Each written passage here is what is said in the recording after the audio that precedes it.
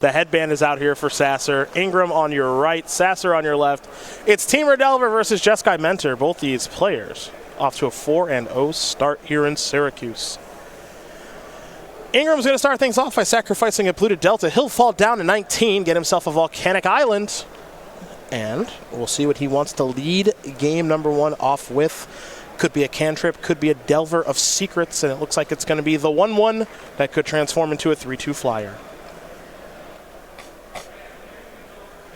Back over to Drake Sasser we go for his first turn of round number 5.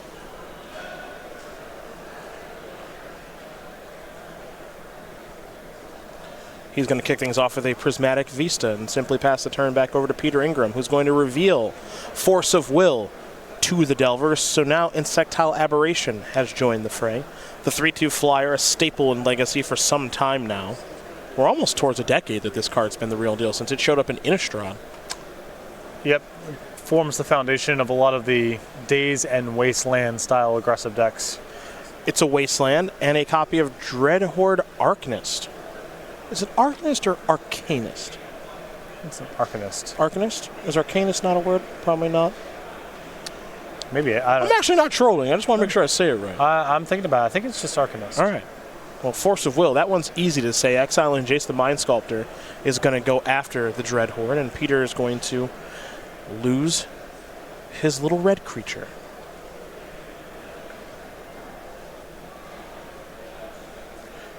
Sasser's going to sacrifice a Scalding Tarn, get himself a snow-covered island, and now he'll play a Ponder. I do really enjoy that snow-covered and snow as a thing has made its way into a couple different formats now. I like it. Well, I think it's going to be really a feature of the format for a long time, in part because there's always been no opportunity cost to playing with snow cards. There's nothing that really punishes you. But before, there really wasn't anything you could even be bluffing. There weren't cards good enough. Now, the snow stuff, there's a chain to the rocks and a sweeper. There's actual real value in maybe bluffing for a turn or two of having those snow cards in your deck. So On Thin Ice or Dead of Winter. Yep. Both options for players. Looks like Sasser's turn may be over. They want to make sure they've got the life totals right here. Drake, I believe, should be down to 15. Force, fetch, and 1 Insectile Aberration hit. You still got it.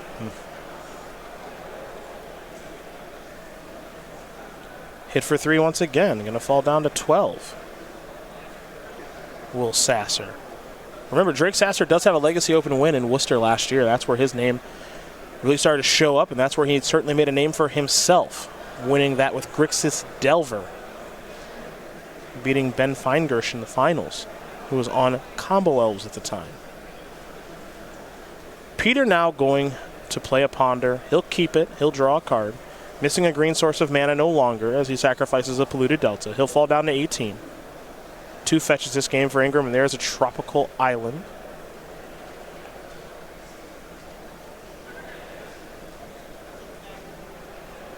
And now there's a Tarmogoyf. We'll be heading back over to Drake here in just a moment. Drake will draw. It's his 3rd turn of the game. A member of Team Nova. A couple different options in hand, staring down a 3-4 Tarmogoyf and a 3-2 Insectile Aberration. Let's actually make it a 4-5 because there is an instant in the graveyard and Force of Will. Scalding Tarn is the land. And Drake is going to sacrifice both of his fetches. Unlike the Days of Miracles, Sasser's deck doesn't really have a clean way, I don't think, to clean up all the permanents like a Terminus.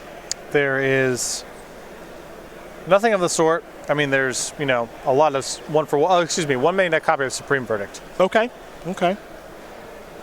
Otherwise, a lot of 1-for-1 removal and Snapcaster Mage and such, but not a lot in the way of sweepers. This is a Snapcaster Mage. Pretty clunky draw here so far from Sasser. Yeah, hasn't really done very much. Ingram still got that Force of Will in hand. He's elected not to use it just yet. Now the Snapcaster Mage is going to help recast a Ponder. So Sasser will take a look at 3 cards. And he's going to keep those. Looks like he found another copy of Monastery Mentor. Does have a Force Negation in hand, does Drake. And we're going to head back over to Ingram. Ingram will draw. Pretty easy stuff here as he'll serve him with both of his creatures. Tarmogoyf will get blocked immediately by the Snapcaster Mage. Sasser's going to fall down to 7, I believe. And Ingram will very quickly pass the turn back. So a very simplistic 4th turn there for Peter as we head back over to Drake. Yep, got on the battlefield early. Probably holding up a wall of counter spells. And Sasser running out of time. Well, might be time to go towards Monastery Mentor now, perhaps. But I think you said it pretty well there, partner. He is starting to run out of time. A lethal attack next turn here from Ingram with, we already know, at least 1 counterspell in hand. It means that Drake Sasser does not have time on his side right now.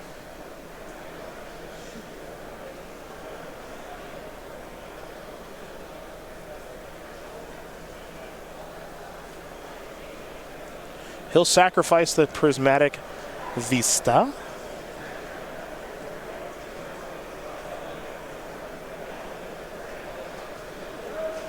And this time he'll get a snow-covered mountain. Again, does not want to play in a wasteland. 2 copies of Magmatic Sinkhole in the main deck here. Not hard for this deck to fill up its graveyard, that's for sure. There's the Mentor. Is this where Peter actually finally makes a move?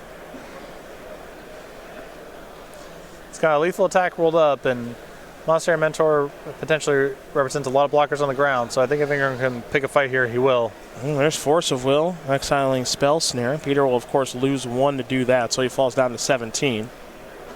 And Drake will pass the turn back, so Peter is going to untap. We're going to see him try to attack for a lethal here in just a moment, I'm sure. Not sure if he's got any upkeep effects or not. Might want a Sinkhole here in the upkeep if he's got to cut Ingram off of a draw step. Well, there is Magmatic Sinkhole. Sasser's going to delve away a handful of cards. And this one deals 5. It's a Daze. And a Daze is going to be more than enough. As Peter Ingram's going to win game number 1 here over Drake Sasser. Teamer Delver pretty easily wins game number 1 over Jeskai Mentor. Pretty clunky hand there from Sasser. Even pitched to Jace the Mind Sculptor early on to that Force of Will. Had nothing cheap. And Ingram able to deploy threats the first couple turns on the battlefield, and then enough disruption to keep Sasser from coming back. Well, if you're Teamer Delver, that's how you draw it up. Not exactly what Jeskai Mentor is looking to do in game number 1, but I'm sure things change after sideboard, and we'll take a look.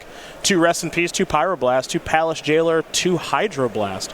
7 one-ofs here for Drake in Wear Terror Surgical Extraction. Supreme Vert, we already talked about there being 1 in the main. There's an additional on the sideboard.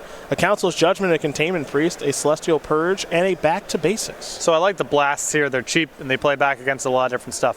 From there, there's a lot of good options here in the sideboard, but most of them are pretty expensive. And I'm not sure if Sasser's going to want all of it, but the Back to Basics, Council's Judgment, and Supreme Vert here are all potentially very good. I also think Sasser's going to bring in the 2 copies of Rest in Peace, probably pretty standard against any deck with Tarmogoyf. Other side of things here for Peter Ingram. He's got 2 Surgical Extractions, 2 Submerge, and he's got a whole lot of one-ofs. So buckle up. A Red Elemental Blast, a Pyroblast, a Magmatic Sinkhole of his own along with the Caracas, Jace the Mind Sculptor, Hydroblast, Force Negation, a Braid, and an Ancient Grudge. I think you'll see the 1 copy of Jace the Mind Sculptor come in along with the Red Elemental Blast and Pyroblast, potentially Force of Negation as well. Well, those are the options there for both players. We are going to go through our Season 2 schedule here on the SCG Tour. We kick things off in Season 2 in Pittsburgh, Pennsylvania. It was the team of Dominic Harvey, Jeremy Bertarioni, and young Jonathan Hobbs, that Team Modern Open. They got the job done there. When we went to Worcester in the early stages of July, it was Aaron Barrich winning the Core Set 2020 release weekend, putting Aaron very close to the top of the SCG Tour leaderboard, actually on top of it for a handful of weeks. In Philadelphia, for our Team Constructed Open, it was Corey Baumeister, Shaheen Sarani, and Peter Ingram getting the job done there before Dominic Harvey got his 3rd Open win of the year at SCG Columbus, July 27th and the 28th. We then went to Richmond for the team of Miller, Miles, and Lou winning that Team Constructed Open. And then Dallas, our last Open, you and I were both there, alongside Ryan Overturf and Todd Anderson. Harlan Fear winning that one. We'll crown a legacy champion here in Syracuse. And then your favorite city. Philadelphia. Yeah. October is packed with Philadelphia, Indianapolis, and the regional championship. You can go over to go.scgames.com/regionals for more information as we get a little bit closer to the event. Then to round out the month of October, a Modern Open in Atlanta, October 26th and the 27th. One event in November and December, and they are big ones. SCGNY Winter featuring the Sasser Games Invitational, November 14th through the 17th. And then to close out the year, the Players Championship, December 13th through 15th. And I can tell you all at home who are watching, those Players Championship details are being hammered away right now. Might have a little something for you, I believe, next week. So keep your eyes peeled on StarCityGames.com for that. Now let's take a look at some playmats very quickly here. We got Captain's Quarters illustrated by Titus Lunter for all of our standard Open and Classic players. For our modern players, it's going to be Aurora's Light illustrated by the incredibly talented John Avon. And last but certainly not least, for our Legacy Opening and Classic players, like the over 500 that have joined us this weekend, Ripped from Reality illustrated by Mark Teeden. Again, these playmats are free and exclusive playmats with entry into any Open, Classic, Infinite Challenge, or Sealed Spectacular package. Go.starcitygames.com/schedule for more information. Hopefully we'll see you all throughout the month of October and beyond. And you mentioned it, October is jam-packed. 3 Opens along with the regional championship. It's a lot of magic. Plenty of magic to be had. We will be at one of those 3 spots. Are you going to battle on regionals? No, I'll be out of town somewhere. Be out of town. This is week 4 of 14 in a row for me of travel. So we used to be built for this, man. Yeah, I'm getting worried more so about week 8 or 9 than anything. And then, you know, when the capital T, capital M, the madness sets in. Yes. Yes. Yeah. Yes. Proper noun, the madness. I was looking over my schedule, and I sent it to my girlfriend, and she looked it over, and then she was just like, all right, so, you know, you're ready for all this? And I'm like, what are you talking about? And she's like, you know, you're only going to be home 9 days in October and 7 days in November. And I was like, what are you talking about? And then I went and looked at it, and I just audibly said, oh, no. Yeah. You made fun of me. I should have said no to something. You made fun of me for of course I did. Talking about anything, but please continue. About talking about, let's do all the shows again. Let's get it back together. And like you're just doing it anyway. I didn't realize what I did until it was too late. I said yes to everything. Right. That suggests to me that you have a pretty high tolerance for it, and you should consider. I'm not sure if I do. Getting the band back together. I'm not sure if the band. We do it all. The band. I'm not sure if I have a high tolerance for it or not. I'm left at this point to find out, because it's happening. Mm-hmm. That's what I know. It started with GP Vegas, into Dallas, into the MPL weekly show I did last week, into here. This is week 4 of 14. Now, there is a little vacation mixed in there, but it's a lot. I go to Montreal next week, and I don't know if you've ever been there. I have been to Montreal. I heard it's great. I love it. Yeah? Love it. I heard it's great. My boss told me that apparently they have something there called loose meat sandwiches. I thought he was messing with me. That's a real thing. No. That's a real thing. Montreal is great. And very good bagels, apparently. I'm looking forward to that. I mean, my standards are pretty high for that.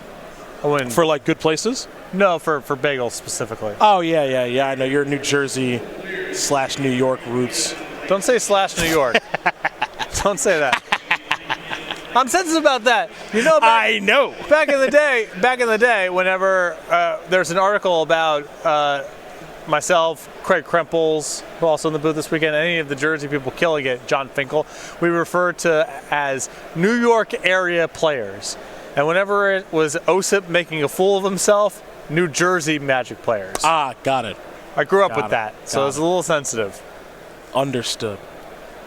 A delver of secrets here. One of the old school players gets DQ'd for cheating, suddenly he's a New Jersey pro. Yeah, not a New York pro. John Finkel's winning pro tours, New York area pro. Yes. So Finkel's from Jersey? Yes. I did not know that. Like every other Magic player worth a damn, he is from New Jersey. Rutgers graduate, just like Osip Levitovich, another Pro Tour champion. Noted.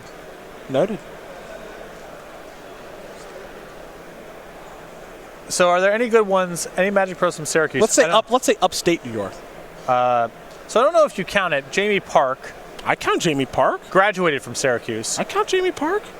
I don't know if he's from upstate New York, but he's a Syracuse grad. Beats me. There's a Snapcaster mate looking to trade here with Delver of Secrets. Upstate New York. Ben Lundquist. Oh, that counts. That counts. Brian Gottlieb. That counts. Here's a spell snare on Snapcaster Mage. Peter playing 2 spell snares here this weekend in his main deck. I believe that those people don't know this name. Baby Chamby. Adam Chambers. Legend. Edward Fear. Is he upstate New York? Owned a store up in Rochester. Wow. Yeah. Okay. Fast Eddie Fear. Fast Eddie Fear. Ken Kroner. Yep, that counts.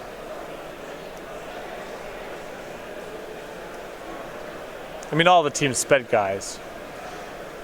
Chris Picullo, I believe, went to school at Cornell, upstate New York. He wasn't. He not CMU, right? I think he went to Cornell. Yeah, I think almost. Cornell. Yeah, Cornell. Yeah. Cornell. Went to Cornell. I almost went to school there. Did not have. Decided to boil up instead. I did boiler, not have, boiler up. Excuse me. I did not have the grades. That's all right. That's all right. That's all right. Rutgers is willing to accept you. I did not. I was accepted to Rutgers. I know. Went to Seton Hall. I know. A former Pirate. They were Pirates, right? That's their name? All right.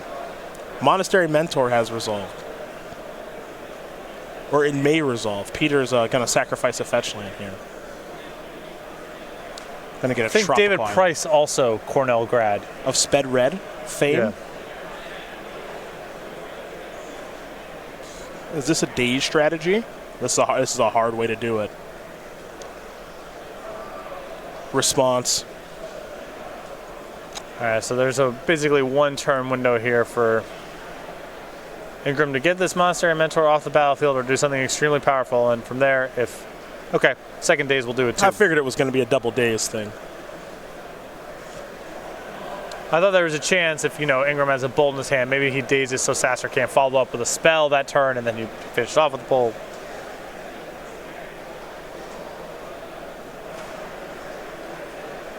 Ingram cannot get his Delver to transform. Insectile Aberration is a little bit shy. There is a True Name Nemesis. And now it's on Sasser to have one of those copies of Supreme Verdict to clean everything up, and he does. So, both of Ingram's creatures are dead. We head back Peter's way. That was... Jace the Mind Sculptor was land number 4. Well, he's going to go with True Name Nemesis instead, will Ingram. Perhaps leaving up a Pyroblast or Red Elemental Blast style effect. Let's see what this is. Or just assuming that Sasser has more answers to a Planeswalker than to True Name Nemesis. Also true. There is Monastery Mentor.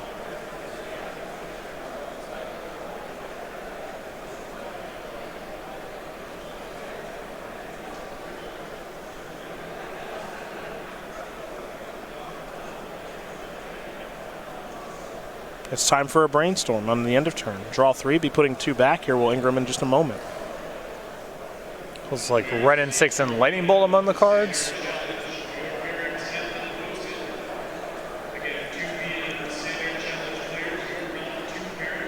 Yeah, this deck does have the ability to shift into a planeswalking strategy.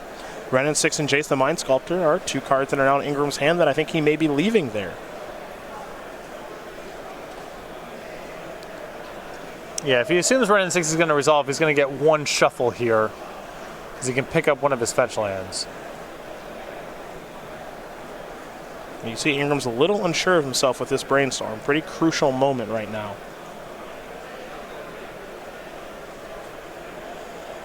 There's a Lightning Bolt. I think that other card is a Preordain. So Preordain, Jace, Ren and 6, Lightning Bolt. The 4 cards that are floating around.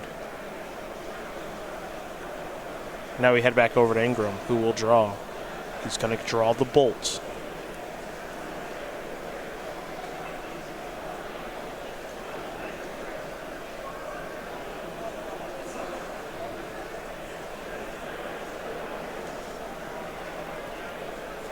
So we can open up the turn here with a Lightning Bolt on the Monastery Mentor, sort of just clarify the game state, see what's going on the Sasser side.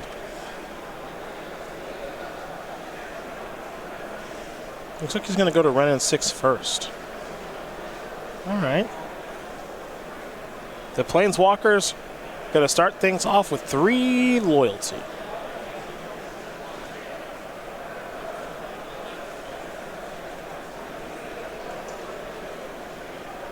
And now here's Preordain.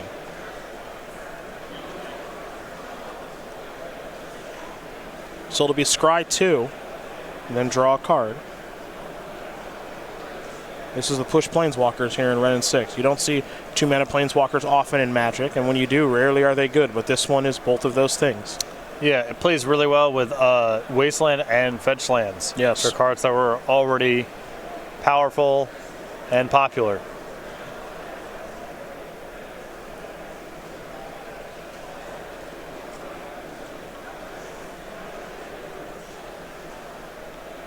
Peter will get back a polluted Delta.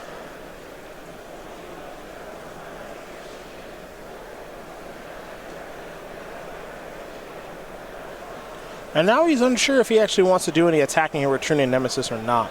Looks like he's going to leave the True Name back to defend the Ren and 6 for right now. It's a Lightning Bolt on his opponent's turn. Really surprising to see this here from Ingram, as there's a variety, I guess Force of Negation, but that could just be hard cast now. But that might take his entire turn, maybe the thought process. But the difference between Sasser having 1 mana up or 4 mana up really opens up the potential responses here. That's true. Well, there's the first response, which is Celestial Purge. Monastery Mentor is now a 3/3, but no follow-up spell to make it a 4/4. So, Peter gets himself out of maybe a little bit of trouble. Yep, that could have been a lot worse.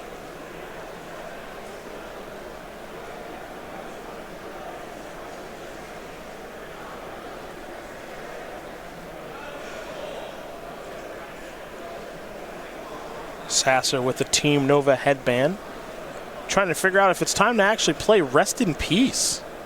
A card that can be good in the matchup, undoubtedly, but it also hurts his deck a little bit too. Yeah, both Tarmogoyf and Ren and 6 present in Ingram's list, so it's got plenty of reasons to be in the deck here. But Ingram, it's possible he's cut his Tarmogoyfs altogether. He's already gotten his money here from the Ren and 6 earlier. Not clear if it's going to be worth Sasser's whole turn.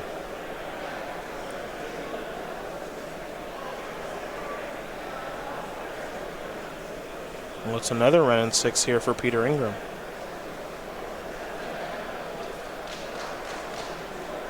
It looks like that's going to be a Hydroblast. And now True Name Nemesis is happy to attack. And it just makes you wonder, what's that last card for Peter? I have to imagine it's that Jace, but there's no guarantee. Council's Judgment will take care of the True Name Nemesis. Now here's an attack from 2 from the Brian Colville Monastery Mentor Monk token.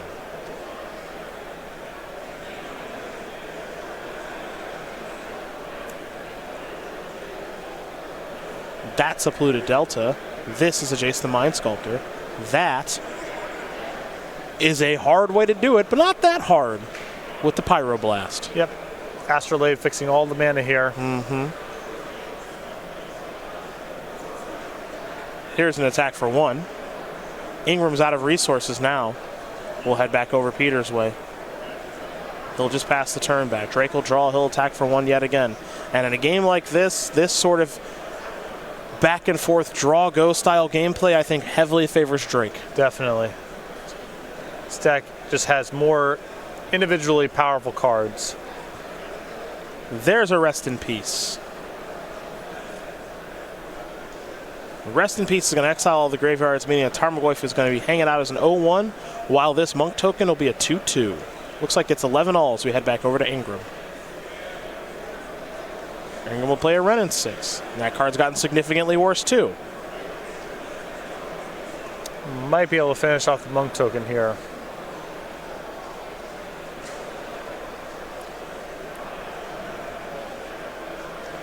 Drake is going to Force of Will that. Maybe a little surprised to see Force of Will used on Ren and 6 there. Well, if all Sasser's got going on is this Monk token, I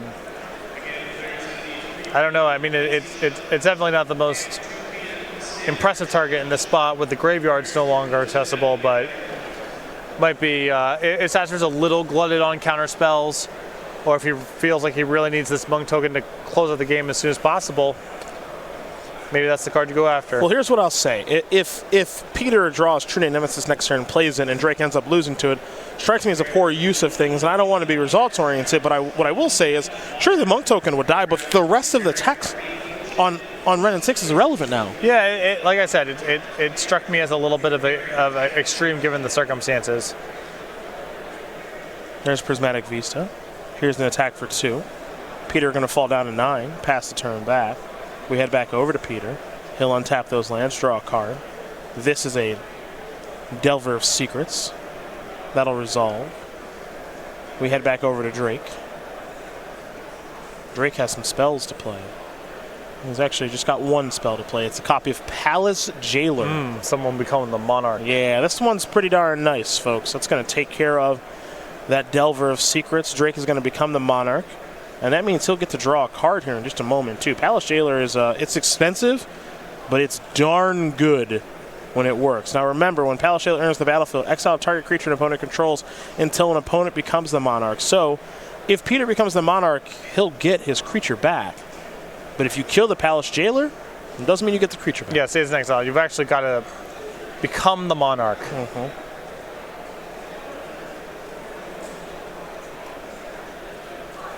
Drake going to get himself a snow-covered mountain here off the fetch.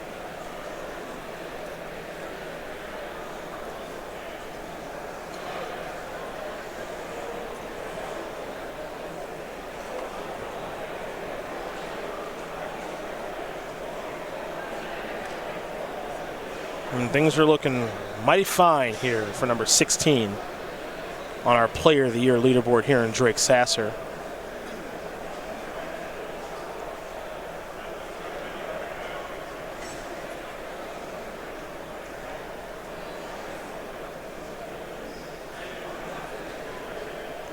Peter's going to take a look at the deck here as he's fetching up a couple of lands. Do a little bit of thinning. All the Trops, all the Volcanics look to be out of the deck. A lot has changed about Temur Delver. But one thing that hasn't are the lands that you can find. Now that is Magmatic Sinkhole for 6 mana. Palace Jailer down.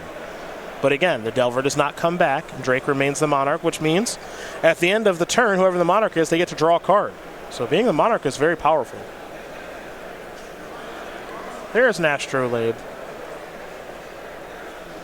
Draw a card, play a Vista, block. Pass the turn back. Drake gets to draw another card. Peter draws a card. Picked up a copy of, looks like a Pyroblast in hand. Pyroblast, Wasteland, leftovers. But you can see Drake's deck. It is Wasteland proof. Are there any non-basics in there? Like any Tundras or anything? 1 Tundra, 1 Volcanic. Sounds about right. Reminds you of Miracles. Yeah. But Miracles, with the banning of Sensei's Divining Top, has gotten significantly worse. And with this mana that you're seeing here from Sasser's side, and now with Rest in Peace, I think Ingram should really consider cutting Run in 6 in this matchup. Yeah. Doesn't strike me as very good. Yeah, I mean, what's the upside? How do you expect it to go well, you know? Yeah, I think the best that it can do is just getting you a land back. But I'm not excited about that. Yeah. It's only some of the time you get to do it, too. Yeah. Spell Snare. Gonna go after Snapcaster Mage.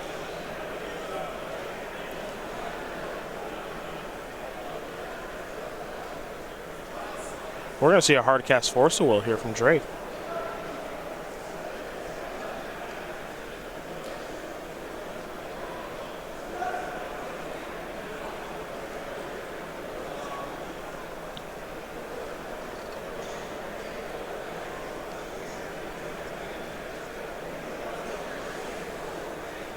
Let's go beatdowns once again. Ingram going to die a slow death. He falls down to 3. Peter quickly draws and passes the turn back. Looking pretty good here that Sasser picked a fight over that, preserving that monk token. You might be right, yeah. Looks like it's about to go the distance. May have been hard to win. And also, if you wanted to become the Monarch, too, that could be a factor there, and just keep any creature in play that you can.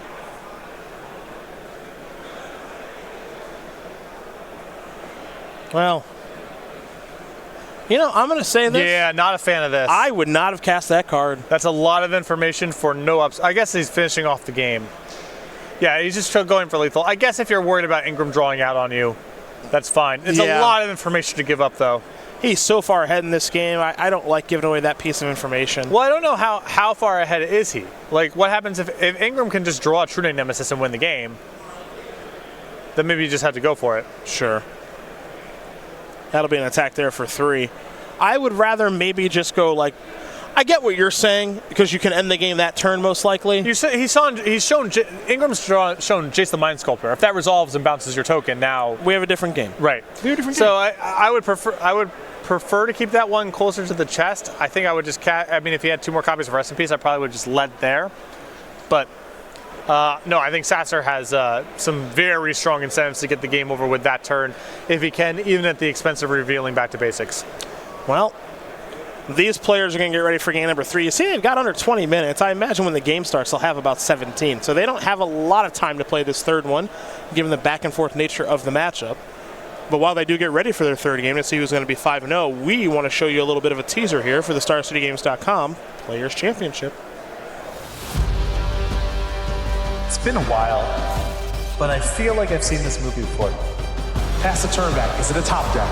Oh it's my a God, Pendlehaven. Pump and attack? Is this real?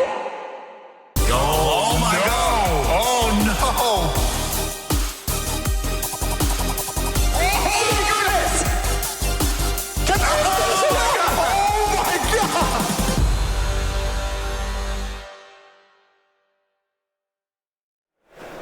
We'll see you in December for that tournament. Twitch.tv/SCG Tour, of course.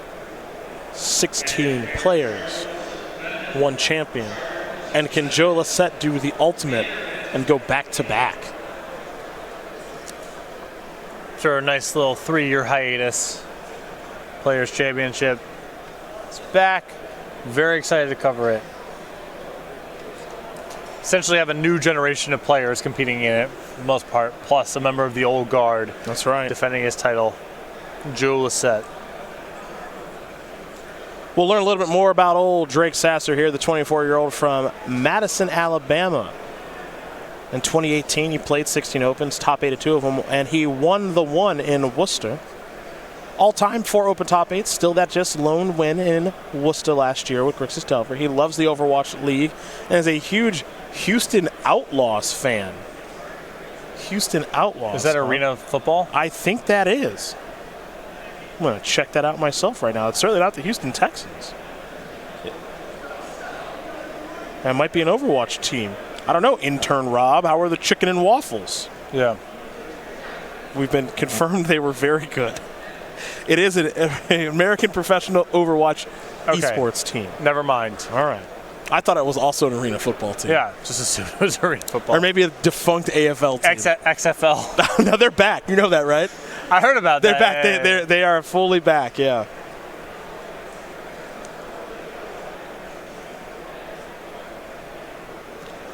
There's a Arkham's Astrolabe. I would have dazed that for sure. I would have 100% dazed that. Teach him a lesson? If he leads off with planes, maybe. May not have any blue mana. Yeah. These people keep some really sketchy Astrolabe hands. Well, Renin 6 is still in the deck. It's going to get the land back. Now, is that value enough? Get the land back and then just ping you every turn. For sure. Yeah. No, this is great. It's just it ignores the downside of when you draw Renin 6 on turn 4 after Rest in Peace has happened. Sure. Because you're not doing the Wasteland thing. You're only really working with fetch lands against Sasser.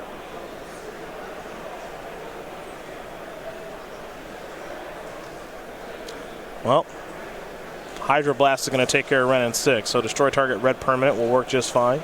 We head back over to Ingram. Transform complete. Pyroblast the reveal. So Delver of Secrets transforms into Insectile Aberration, a 3/2 flyer on the battlefield now here for Peter. Polluted Delta's the land for the turn. Got that back with Renin 6. He'll now sacrifice it, fall down to 18. He'll go digging for a land. But Ingram has to be happy with how that Renin 6 went. Got your land, traded it with a quality removal spell. That's great. Volcanic Island, the weapon of choice here for Peter. Beatdowns now. Sasser's going to fall down to 16, presumably.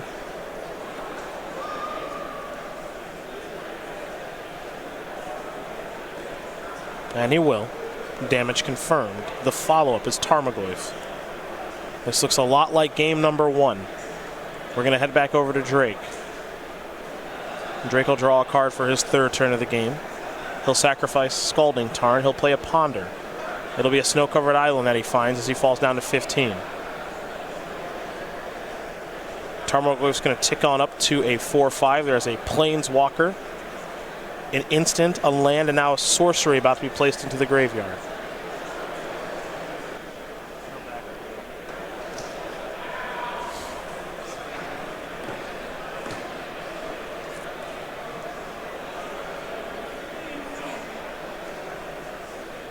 Looks like Supreme Verdict among the cards that Sasser's looking at here.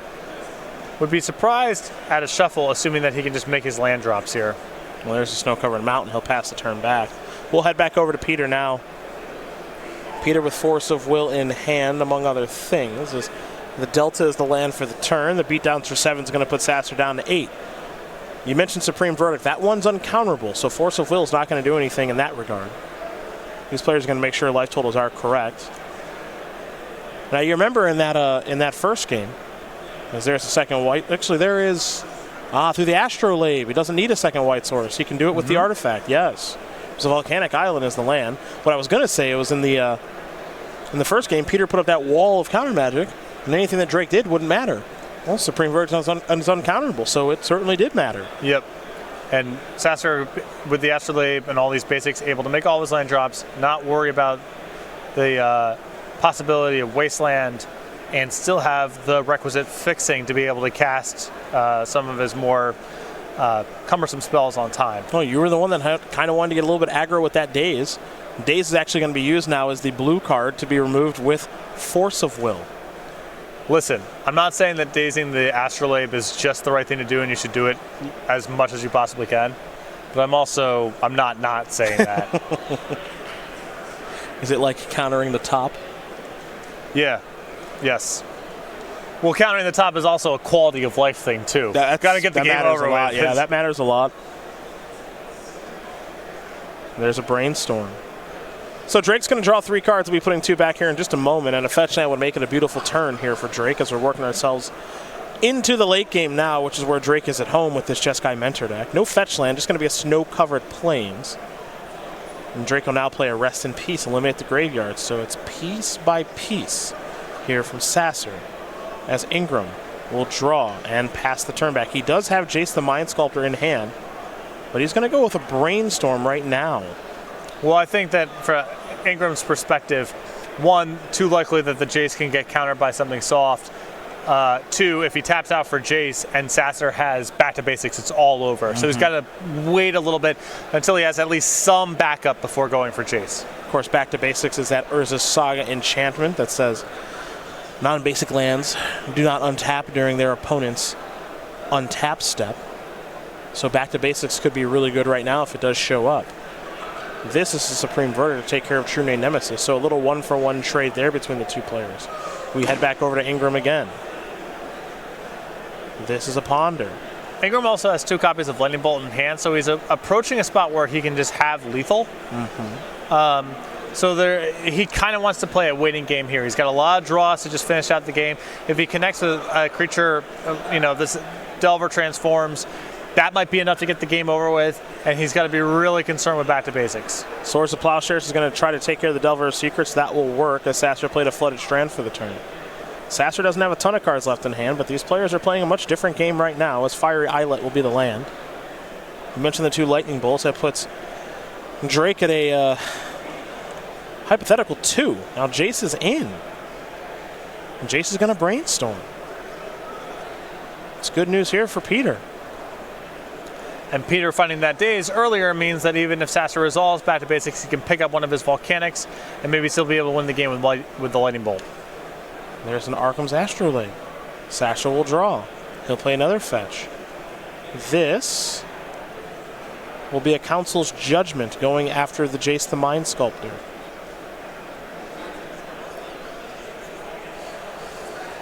And that will take care of the Jace. We head back over to Peter, who has found another Lightning Bolt. Well, we already knew about this Lightning Bolt. I take that back because he put it back with Jace. Here is True Name Nemesis.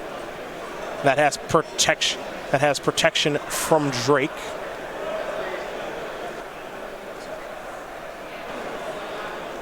Here's a ponder.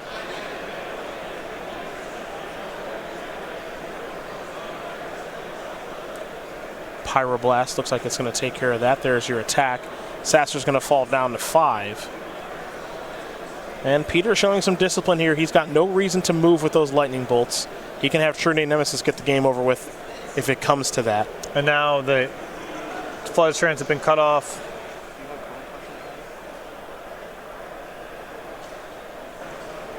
That does it. Peter Ingram going to win this game and match here over Drake Sasser. Teamer Delver is going to move on to 5-0. It's Jeskai Mentor is going to fall down to 4-1. A well-played game there by Peter Ingram, but not much of a surprise. Well, I think he showed a lot of discipline there in that spot where he could have just tapped out for Jace and tried to get that engine going. But I think with 2 lightning bolts in hand and your opponent at 8, your position is both strong and largely concealed. You can play a defensive game. In the event that Sasser draws a Monastery Mentor, you can probably answer it. Yep. If you draw any creature, you're a hit away from lethal, and that's not public information to Drake, so he might not play assuming that there's a real crisis going on. And you always have the opportunity to resolve the Jace the following turn if Drake should commit a lot of mana on his own turn, making it less likely that he'll be able to counter. Sure. So I think there was a sort of multi-layered decision-making there for Ingram to be patient and not just tap out for Jace, and he was able